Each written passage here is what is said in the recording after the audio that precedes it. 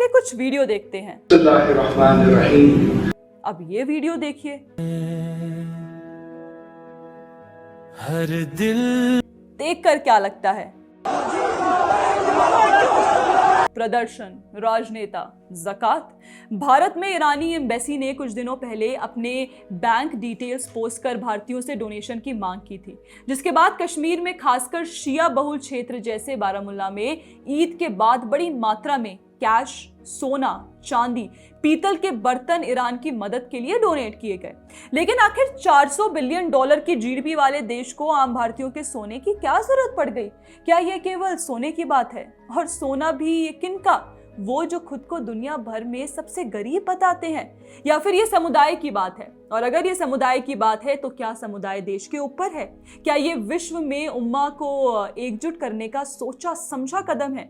ये सब देखकर मन में एक ही सवाल पैदा होता है कि कल को अगर ऐसा कुछ पाकिस्तान के साथ हुआ तब भारतीय मुस्लिम समुदाय किसे चुनेंगे, अपना देश या उम्मा को?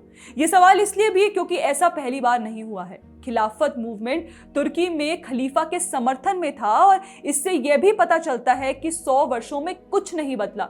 जो तब तुर्की के शासकों के लिए खड़े थे वही आज ईरान के शासकों के लिए खड़े हैं, और इतनी गंभीरता से कि दशकों की बनाई अपनी गरीबों वाली इमेज के नष्ट होने से भी चिंतित नहीं है। लेकिन हमने ये सवाल कैसे कर लिया? लानतें आएंगी मुझे?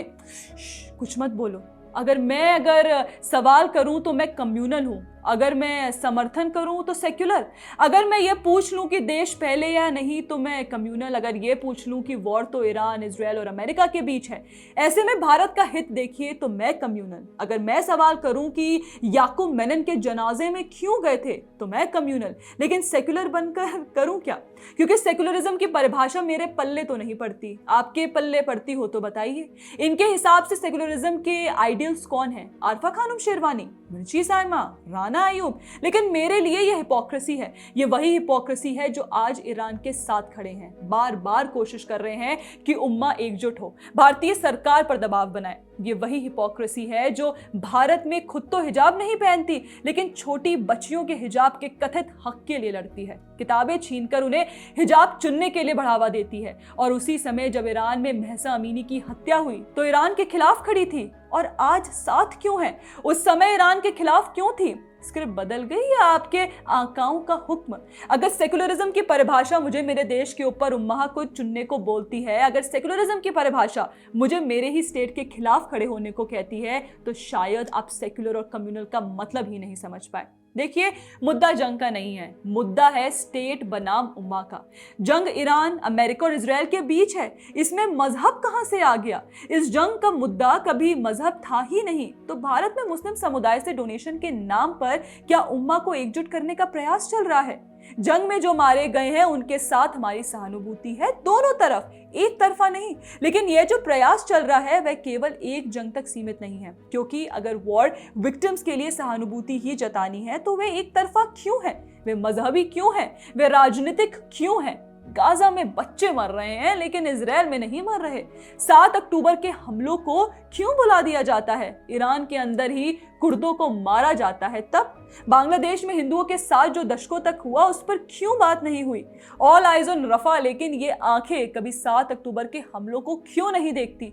कभी खुद के कश्मीर में जो दशकों तक हुआ कश्मीरी पंडितों के साथ, उनकी मदद क्यों नहीं करती? विक्टिम्स तो वह भी हैं, क्योंकि आप अगर स्टेट यानी राष्ट्र हितैषी होते तो एक तरफा सहानुभूति लेकर नहीं घूमते, क्योंकि आपकी सहानुभूति भी कम्युनल है, केवल आपकी ही नहीं, आपका वोट पाने के लिए जो बैठे हैं उनकी भी।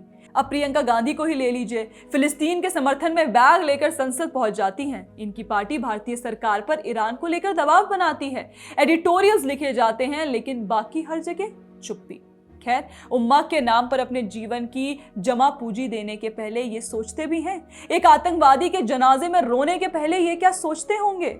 धुरंधर जैसी फिल्में इन्हें प्रोपोगेंडा लगती हैं, लेकिन सरफरोश जस्टिफाइड है, हैदर जस्टिफाइड है। ऐसे में सवाल क्यों ना उठे? देशभक्ति पर, राष्ट्रहित पर कौन पहले, समुदाय या राज्य? यह सब देखकर खिलाफत की याद आ जाती है। ज्यादा डीप में नहीं जाऊंगी, लेकिन यही वजह थी जिससे भारत बटा, पाकिस्तान बना, और वही पाकिस्तान आज भी हमारे राज्य को खत्म करना चाहता है। ऐसे में लेट CDS बिपिन रावत द्वारा कही गई 2.5 फ्रंट वाली बात याद आती है। भारत केवल 2 फ्रंट्स पर नहीं बल्कि 2.5 फ्रंट पर लड़ रहा है और वह 0.5 फ्रंट ही सबसे ज्यादा खौफनाक है। आपको क्या लगता है? हमें कमेंट सेक्शन में जरूर बताइएगा। बाकी ऐसे और वीडियोस के लिए आप हमारे चैनल को सब्सक्राइब करना ना भूलें। जय हिंद।